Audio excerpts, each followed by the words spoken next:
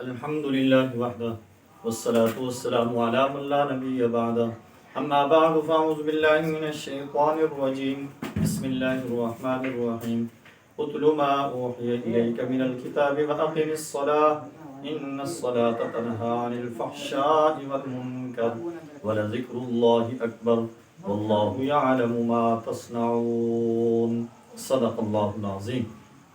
آج ہم 21ویں پارے کا خلاصہ بیان کریں گے۔ سورہ عنکبوت کا جو حصہ 21ویں پارے میں ہے اس کے اہم مضامین یہ ہیں۔ نمبر 1، 21ویں پارے کی پہلی آیت میں جو حقیقت میں سورہ عنکبوت کی آیت نمبر 45 ہے، اس میں کتاب اللہ کی تلاوت اور نماز کی پابندی کا حکم دیا گیا ہے۔ نماز کا فائدہ یہ بتلایا گیا کہ یہ بے حیائی اور بری باتوں سے روکتی ہے۔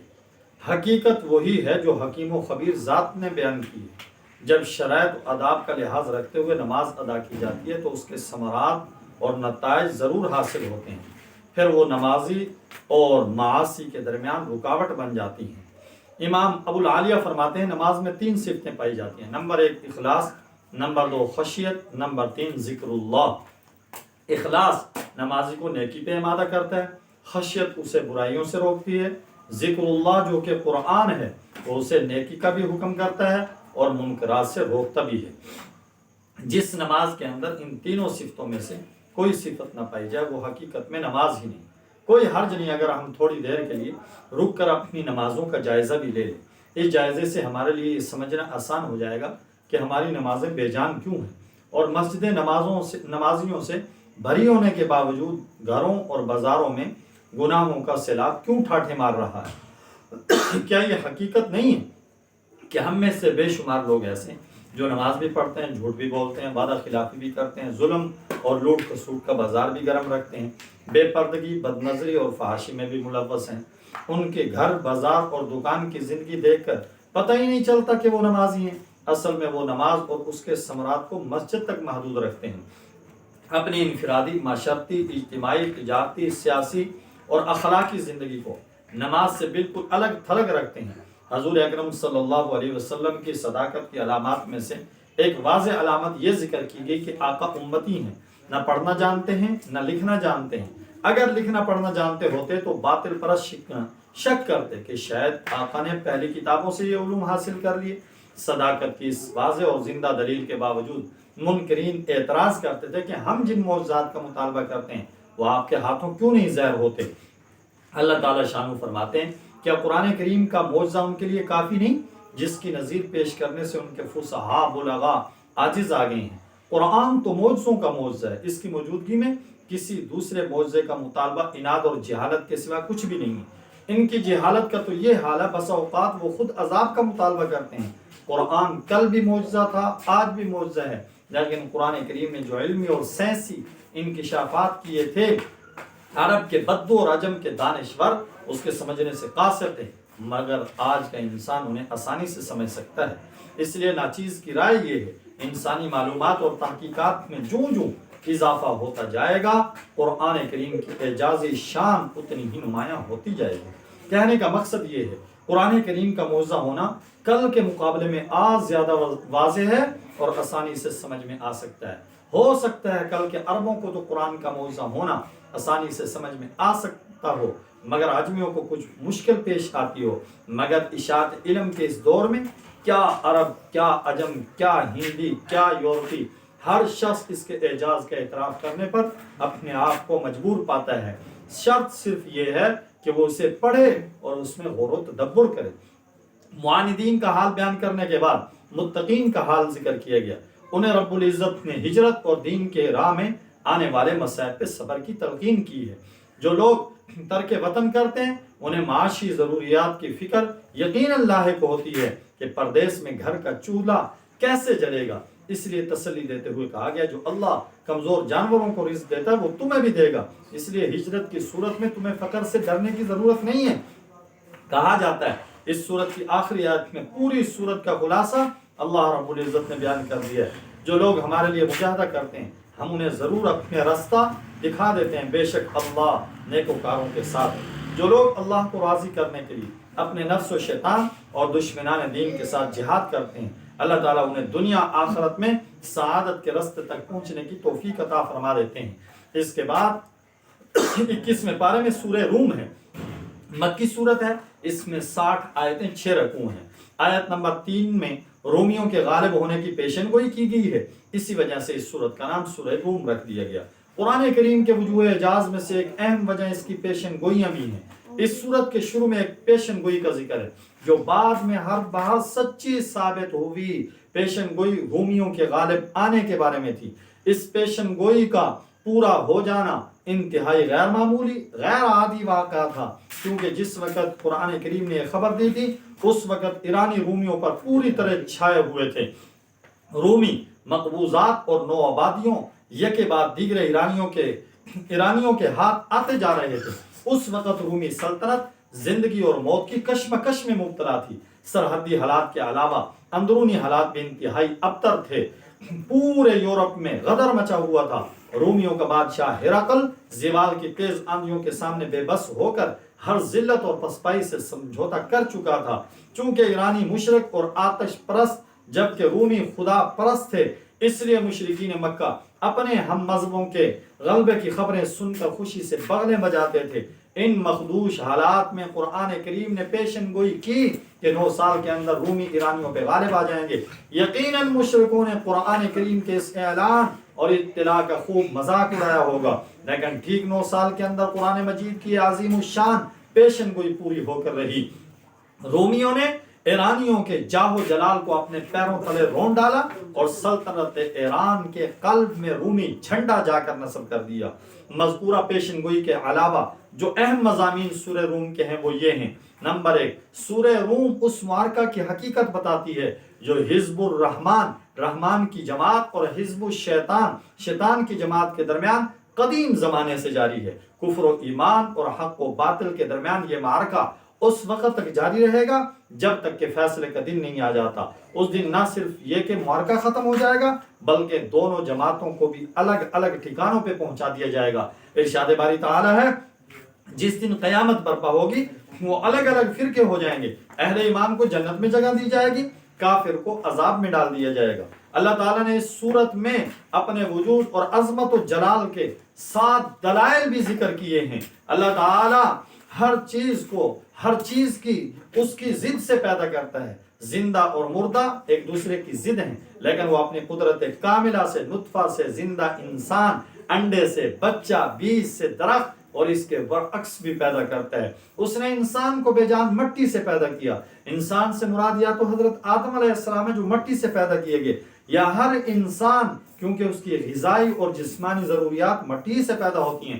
میاں بیوی کے درمیان ایسی محبت پیدا کر دیتا ہے، یوں محسوس ہوتا ہے کہ وہ ایک دوسرے کے جسم کا حصہ ہیں، حالانکہ بعض اوقات شادی سے پہلے ان کا آپس میں کوئی تعارف ہی نہیں ہوتا۔ اس نے زمین و آسمان کو جو کچھ ان کے اندر ہے پیدا کیا اور انسانوں کی زبانیں اور رنگ مختلف بنائے۔ کسی کی زبان عربی ہے، کسی کی فارسی ہے، کسی کی انگریزی ہے، کوئی فرانسیسی بولتا ہے، کوئی اردو بولتا ہے، کوئی جاپانی بولتا ہے، کوئی چینی بولتا ہے، کسی کا رنگ کالا ہے، کسی کا سرخ ہے۔ وہ رات اور دن میں نیند کے ذریعے انسان کو سکون عطا کرتا ہے۔ انسان کا جسم ایک ایسی مشین ہے جسے اگر مشاغل کے ہجوم میں وقفہ اور سکون نہ ملے یہ مشین خراب ہو جاتی ہے۔ آسمان پہ بجلی چمکتی ہے جس سے دل میں خوف بھی پیدا ہوتا ہے، امید بھی، پھر بارش برستی ہے تو مردہ زمین زندہ ہو جاتی ہے۔ زمین و آسمان کا مستحکم نظام وجود باری تعالیٰ کی زندہ دلیل ہے۔ آسمان کی چھت کسی ستون کے بغیر کھڑی ہے، اس کے مدار میں ستارے دوڑ رہے ہیں، نہ اضطراب ہے نہ شور ہے، یوں ہی زمین مسلسل حرکت کر رہی ہے، مگر اس کے سینے پہ بسنے والے انسانوں کو اس کا احساس تک بھی نہیں ہے۔ یہ صورت بتلاتی ہے ہر زمانے میں اللہ کا یہ دستور رہا ہے، وہ حق کو باطل پہ غلبہ عطا کرتا ہے۔ اگر کہیں حق والے مغلوب ہوں تو انہیں اپنا محاسبہ کرنا چاہیے کہ کہیں ایسا تو نہیں انہوں نے باطل کے طور طریقے اپنا لیے ہوں یا باطل پرستوں نے حق کے بعض اصول اختیار کر لیے ہوں۔ اس صورت میں متعدد ایسے تکوینی دلائل اور مشاہد کا ذکر ہے جو اللہ کی عظمت و قدرت کی گواہی دیتے ہیں۔ سورت کے اختتام پہ ان کفار مکہ کا ذکر ہے جو مردوں کی طرح تھے، نہ تو آیات الہیہ کو سنتے تھے، نہ دیکھتے تھے، ان میں غور و فکر کرتے تھے، نہ ہی قبول کرتے تھے۔ ارشاد باری تعالی ہے ہم نے لوگوں کو سمجھانے کے لیے اس قرآن میں ہر طرح کی مثالیں بیان کی، اگر تم ان کے سامنے کوئی نشانی پیش کرو یہ کافر کہہ دیں گے کہ تم تو جھوٹے ہو۔ اس کے بعد 21ویں پارے میں سورہ لقمان ہے، مکی صورت ہے، 34 آیتیں، 4 رکوع ہیں۔ اس صورت میں خاص طور پہ حضرت لقمان کا واقعہ بیان ہوا ہے، جو اگرچہ نبی تو نہ تھے مگر اللہ نے حکمت و دانائی انہیں وافر مقدار میں عطا کی تھی۔ اسی وجہ سے سورت کا نام سورہ لقمان ہے۔ اس سورت کی ابتدا آقا کے دائمی معجزے یعنی قرآن کی عظمت کے بیان سے ہوئی، جو کہ ہدایت کا ربانی دستور ہے۔ اس کے بارے میں انسان 2 جماعتوں میں تقسیم ہو گئے۔ ایک جماعت مومنوں کی ہے جو اس صحیفہ ہدایت کی ہر بات کی تصدیق کرتے ہیں، دوسری جماعت کافروں کی ہے جو اس کی آیات کو سن کر تکبر کی بنا پہ منہ موڑ لیتے ہیں، گویا انہوں نے کچھ سنا ہی نہیں۔ اس کے بعد اللہ تعالیٰ نے اپنی قدرت وحدانیت کے 4 دلائل ذکر کیے۔ پہلی دلیل، اس نے آسمان کو بغیر ستون کے پیدا کیا، حالانکہ ان میں روشن ستارے بھی ہیں، شمس و قمر بھی ہیں، سیارے اور کہکشائیں بھی ہیں۔ فلکیات کی دنیا اتنی وسیع ہے، یہ زمین جس پر ہم زندگی بسر کر رہے ہیں اس کی حیثیت اس کے مقابلے میں وہی ہے جو ایک ذرے کی پوری کائنات کے مقابلے میں حیثیت ہے۔ دوسری دلیل، وہ پہاڑ ہیں جنہیں زمین کا توازن برقرار رکھنے کے لیے اللہ نے گاڑ رکھا ہے۔ اگر پہاڑ نہ ہوتے یہ زمین اور ہوا اور پانی کی وجہ سے ادھر ادھر حرکت کرتی رہتی۔ تیسری دلیل، بے شمار قسم کے حیوانات، مویشی، چوپائے اور حشرات الارض ہیں۔ ان کے علاوہ فضاؤں اور سمندروں میں رہنے والے ہزاروں قسم کے جاندار ہیں جن کی شکلیں، رنگتیں اور خصوصیات تک کا اللہ تعالیٰ کے سوا کسی کو علم نہیں۔ انسان کے عجز کا تو یہ حال ہے، وہ مکھی اور چونٹی تک کی مثال نہیں بنا سکتا، چہ جائے کہ صاحب فہم و ذکا بولتا چلتا انسان بنا سکے۔ چوتھی دلیل، وہ آسمان سے بارش برساتا ہے جس کے ذریعے ہر قسم کی نفیس چیزیں اگاتا ہے۔ آسمان سے بارش کا برسنا تکوینی عجائب میں سے ایک بڑا عجوبہ، دلائل قدرت میں سے ایک بڑی دلیل ہے، مگر انسان اس پہ غور ہی نہیں کرتا۔ وہ پانی جس سے سمندر، دریا، نہریں بھری ہوئی ہیں، یہ سب آسمان ہی سے برستا ہے۔ پھر اس پانی سے جو پھل پھول، غلہ جات، جڑی بوٹیاں، درخت اگتے ہیں، ان کی تفصیل بیان کرنے کے لیے ہزاروں صفحات یقیناً کم ہوں گے۔ اس کے علاوہ سورہ لقمان کے اہم مضامین یہ ہیں۔ حضرت لقمان نبی تو نہیں تھے، لیکن اللہ نے انہیں حکمت و دانائی سے نوازا تھا۔ ان کے اقوال عبرت و نصیحت کا خزانہ ہوتے تھے، ان کا کلام در افشانی، ان کی خاموشی تفکر، ان کے ارشادات موعظت ہوتے تھے۔ اللہ تعالیٰ نے ان کی وہ 5 وصیتیں ذکر کی جو انہوں نے اپنے بیٹے کو کی تھی۔ یہ بڑی قیمتی اور جامع نصیحتیں ہیں جو کہ عقیدہ، عبادت، سلوک اور اخلاق سے تعلق رکھتی ہیں۔ پہلی وصیت، اے بیٹا اللہ کے ساتھ شرک نہ کرنا، کیونکہ شرک بہت بڑا ظلم ہے، اس کا انجام تباہ کن ہے۔ اس کے بعد خود باری تعالیٰ نے والدین کے ساتھ حسن سلوک کا حکم دیا ہے۔ دوسری وصیت آخرت کے بارے میں، جس کا خلاصہ یہ اللہ کے علم سے کوئی چیز بھی مخفی نہیں، گناہ چھوٹا ہی کیوں نہ ہو، کیسی پوشیدہ جگہ پہ کیوں نہ کیا گیا ہو، اللہ اسے قیامت کے دن لے آئیں گے۔ اللہ کی طرف توجہ کے بارے میں، اب تیسری وصیت اللہ کی طرف توجہ کے بارے میں، اللہ کی طرف توجہ کی کئی صورتیں بیان فرمائیں، یعنی نماز کو کامل طریقے سے ادا کرو، لوگوں کو ہر خیر کی دعوت دو، ہر شر سے منع کرو، مصائب و ابتلا پہ صبر کرو۔ چوتھی وصیت میں اپنے بیٹے کو تکبر اور فخر سے منع کیا۔ پانچویں وصیت میں بیٹے کو اخلاق کریمانہ کی طرف متوجہ کیا، یعنی چال میں میانہ روی اختیار کرو اور بولتے وقت اپنی آواز کو دھیما رکھو۔ مشرکوں کی تردید ہے، وہ توحید کے دلائل کا مشاہدہ کرنے کے باوجود شرک پہ اصرار کرتے ہیں، حالانکہ اگر خود ان سے پوچھا جائے آسمان و زمینوں کو کس نے پیدا کیا، وہ بھی اللہ کے خالق ہونے کا اقرار کرتے ہیں۔ سورت کے اختتام پہ بتلایا گیا 5 چیزوں کا علم اللہ کے پاس ہے۔ نمبر 1 قیامت کب آئے گی، نمبر 2 بارش کہاں اور کتنی برسے گی، نمبر 3 شکم مادر میں بچہ کن و صاف کا حامل ہے، نمبر 4 انسان کل کیا کرے گا، نمبر 5 موت کب اور کس جگہ آئے گی۔ ان 5 چیزوں کا علم میرے رب کے سوا کسی کو نہیں۔ ان 5 مغیبات کو رسول اکرم صلی اللہ علیہ وسلم نے غیب کی چابیاں قرار دی ہے۔ اس کے بعد 21ویں پارے میں سورہ سجدہ ہے، مکی صورت ہے، اس میں 30 آیتیں، 3 رکوع ہیں۔ آیت نمبر 15 میں ایمان والوں کی تعریف ہے، جب انہیں نصیحت کی جاتی ہے وہ سجدے میں گر پڑتے ہیں، اسی خصوصیت کی وجہ سے اس سورت کا نام سورہ سجدہ پڑ گیا۔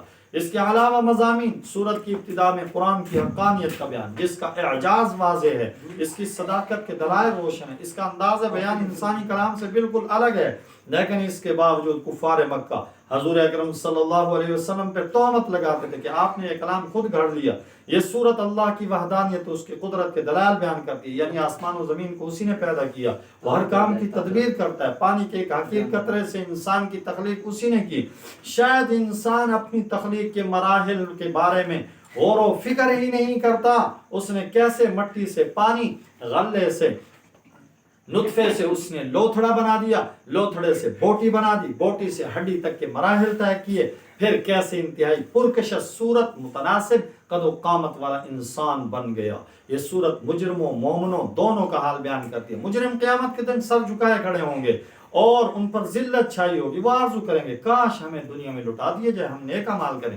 دوسری طرف مومنوں کے بارے میں بتلایا گیا وہ دنیا میں اللہ کے سامنے جھکے رہتے ہیں، راتوں کو ان کے پہلو بستر سے جدا رہتے ہیں، وہ اللہ کے عذاب سے بھی ڈرتے ہیں، اس کی رحمت کی امید بھی رکھتے ہیں. اس کے علاوہ اللہ کے دیے ہوئے مالوں کو اللہ کی رضا کے لیے خرچ کرتے ہیں. ان کے بارے میں کہا گیا کوئی جان نہیں جانتا کہ اس کے لیے آخرت میں آنکھوں کی کیسی ٹھنڈک چھپا کر رکھی گئی ہے. یہ ان اعمال کا صلہ جو وہ کرتے تھے، انہوں نے ریا اور دکھاوے کے بغیر چھپ چھپ کر اعمال کیے تھے. اللہ تعالیٰ نے ان کے لیے ایسی نعمتیں چھپا رکھی ہیں جو کسی کے حاشے خیال میں بھی کبھی نہیں آئیں.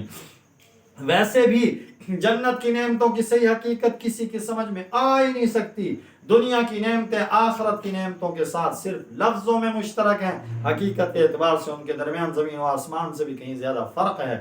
سورت کے اختتام پر حضرت موسیٰ علیہ السلام کو تورات دیے جانے کا ذکر ہے، جو کہ اس بات پہ تنبیہ ہے کہ حضرت محمد صلی اللہ علیہ وسلم حضرت موسیٰ علیہ السلام کی رسالت میں مشابہت پائی جاتی ہے. اس کے بعد 21ویں پارے میں سورہ احزاب ہے، مدنی سورت ہے، 73 آیتیں 9 رکوع ہیں.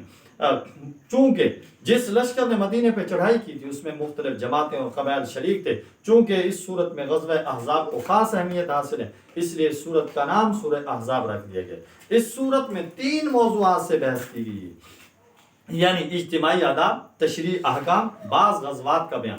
مثلا غزوہ احزاب، غزوہ بنی قریظہ، اور ان دونوں غزوات میں منافقوں کا کردار اور ان کی حالت. اس صورت کے اہم مضامین: پہلی 2 آیتوں میں اپنے نبی کے واسطے نبی کی امت کو ایسے 4 باتوں کا حکم دیا جو حقیقت میں فلاح اور سعادت کے عنصر ہیں. نمبر 1 اللہ سے ڈرتے ہیں، دوسرا ہے کہ کافروں منافقوں کی آراء کا اتباع نہ کریں، تیسرا ہے کہ وحی الہی کی اتباع کرتے رہیں، چوتھا یہ کہ اللہ پہ اعتماد اور بھروسہ رکھیں. یہاں یہ نقطہ قابل لحاظ رہے، اللہ نے پورے قرآن میں کہیں بھی ہمارے آقا کو یا محمد کہہ کر نہیں پکارا، یہاں بھی یا ایھا النبی کہا ہے، جبکہ دوسرے انبیاء کو یا آدم، یا موسیٰ، یا عیسیٰ، یا زکریا کہہ کے خطاب کیا گیا. زمانہ جاہلیت کے بعض عقیدے عادات کی تردید کی گئی، جن میں سے بعض عقلی اعتبار سے باطل تھے، بعض شرعی اعتبار سے قبیح تھیں. یہاں آیت نمبر 4 میں 3 جاہلانہ خیالات اور تصورات کی تردید کی گئی. پہلا یہ کہ ان کا خیال تھا بعض لوگوں کے سینے میں 2 دل ہوتے ہیں. اس خیال کے رد میں کہا کہ اللہ نے کسی آدمی کے پہلو میں 2 دل بنائے ہی نہیں. دل تو بس ایک ہی ہوتا ہے، یا اس میں ایمان ہوگا یا کفر ہوگا. ایک ہی دل میں کفر اور ایمان جمع نہیں ہو سکتے. اس سے ان منافقوں کے رد ہو گیا جنہوں نے کفر ایمان کے درمیان ایک تیسرا درجہ نفاق کا بھی تجویز کر رکھا تھا. جاہلی زہار یہ تھا، اگر کوئی شخص اپنی بیوی کو انت علیہ کا ظہری امی، کہ تم میرے اوپر ایسے ہو جیسے میری ماں کی کچھ کہہ دیتا، ان الفاظ کے کہنے سے بیوی اس پر ہمیشہ کے لیے حرام ہو جاتی تھی. لیکن قرآن کریم نے بتلایا کفارہ دینے سے بیوی حلال ہو جائے گی. اسلام سے قبل منہ بولے بیٹے کا حکم حقیقی بیٹے جیسا ہوتا تھا. قرآن کریم نے اس غلط تصور کی تردید کی. جب متمن بننا منہ بولا بیٹا، اس کے تصور کی تردید ہوگی. بتایا گیا حضور اکرم صلی اللہ علیہ وسلم حضرت زید بن حارثہ کے حقیقی والد نہیں ہیں. تو پھر اعلان کیا گیا آپ کی ابوت ساری امت کے لیے عام ہے، آپ کے ازواج مطہرات ساری امت کی روحانی مائیں ہیں، ان کا ادب و احترام واجب ہے، ان کے ساتھ نکاح حرام ہے. اس کے بعد آیت نمبر 19 میں غزوہ احزاب اور غزوہ بنو قریظہ کی تفصیل ہے. غزوہ احزاب شوال 5 ہجری میں ہوا، جب مشرکوں کے 10 یا 15 ہزار جنگجوؤں نے مدینے کا محاصرہ کیا. یہ جنگجو مختلف قبائل سے تعلق رکھتے تھے، یہود بنو نذیر، یہود بنو قریظہ، جن کے ساتھ مسلمانوں کی صلح اور ایک دوسرے کے دشمن کے ساتھ تعاون نہ کرنے کا معاہدہ تھا. انہوں نے اس معاہدے کی کھلی خلاف ورزی کی، ابو سفیان کے ساتھ تعاون کیا. مسلمان صرف 3000 تھے. حضرت سلمان فارسی کی رائے پہ عمل کرتے ہوئے مدینہ کے شمال مغرب میں، جہاں سے دشمن کے حملہ آور ہونے کا خطرہ تھا، خندق کھودی گئی. اس لیے اسے غزوہ خندق بھی کہا جاتا ہے. غزوہ احزاب اس لیے کہتے ہیں کیونکہ جس لشکر نے مدینے پہ چڑھائی کی تھی اس میں مختلف جماعتیں اور قبائل شریک ہوئے تھے. ان جنگجوؤں نے تقریباً 1 مہینے تک مدینے کا محاصرہ کیے رکھا. پھر نعیم بن مسعود غطفانی کی کوششوں سے یہود اور قریشی اور غطفانی لشکر کے درمیان پھوٹ پڑی. اللہ کی طرف سے انہی دنوں طوفانی آندھی آئی جس کی زد میں آ کر ان کے خیمے اکھڑ گئے, جانور بھی تک گئے, ان کے عزائم پست ہو گئے. پھر قریش اور غطفان اور دوسرے قبائل اپنے مذموم مقاصد کی تکمیل کیے بغیر بھاگ گئے. ابو سفیان اور اس کے حمایتیوں کے چلے جانے کے بعد مسلمانوں نے بنو قریظہ کا محاصرہ کیا, انہیں ان کے عہد شکنی کی عبرتناک سزا دی. اللہ تعالیٰ نے مذکورہ آیتوں میں ان دونوں غزوات کا حال اور منظر بیان کیا ہے اور مسلمانوں کو بشارت سنائی ہے. ان قریب انہیں مزید فتوحات حاصل ہوں گی. چنانچہ مسلمانوں نے نہ صرف فارس اور روم بلکہ 20 ملک اور سینکڑوں شہر فتح کیے اور انشاءاللہ قرآن کے ساتھ تعلق مضبوط اور دل میں ایمان راسخ ہونے کے بعد پورے عالم کو مسلمان فتح کریں گے. یوں رب تعالیٰ کی یہ پیشن گوئی پوری ہو کر رہی کہ میں نے اپنے آخری رسول کو اس لیے بھیجا دین اسلام کو سارے دینوں پہ غالب کر دوں. یہ غلبہ یقینی ہے, کسی صاحب ایمان کو اس میں شک نہیں ہونا چاہیے. بظاہر حالات مختلف ہیں لیکن جب اس پوزیشن گوئی کے پورا ہونے کا وقت آئے گا حالات بھی موافق ہو جائیں گے, افراد بھی مہیا ہو جائیں گے جو اپنے اخلاق و اعمال کے اعتبار سے پہلی صدی کے مسلمانوں کی یاد تازہ کر دیں گے. اس میں شک نہیں, موجودہ دور کے مسلمان ایمان, اعمال, اخلاق, معاملات اور کردار کے اعتبار سے فاتح عالم بننے کی صلاحیت نہیں رکھتے, لیکن کیا اسلام اور قرآن بھی یہ صلاحیت نہیں رکھے؟ رب کعبہ کی قسم ان کے اندر عالم کو اور فاتحین عالم کو فتح کرنے کی پوری صلاحیت ہے, اور کون و مکان کے مالک کی قسم دنیا یہ نظارہ بہت جلد دیکھے گی انشاءاللہ. یہ 21ویں پارے کا خلاصہ تھا جو آپ حضرات کے سامنے بیان کیا گیا. رب العزت ہم سب کو عمل کرنے کی توفیق نصیب فرمائے. اللہ رب العزت مظلوم فلسطینیوں کی مد نصرت فرمائے, ملک پاکستان کی حفاظت فرمائے. وآخر دعوانا ان الحمد للہ رب العالمین.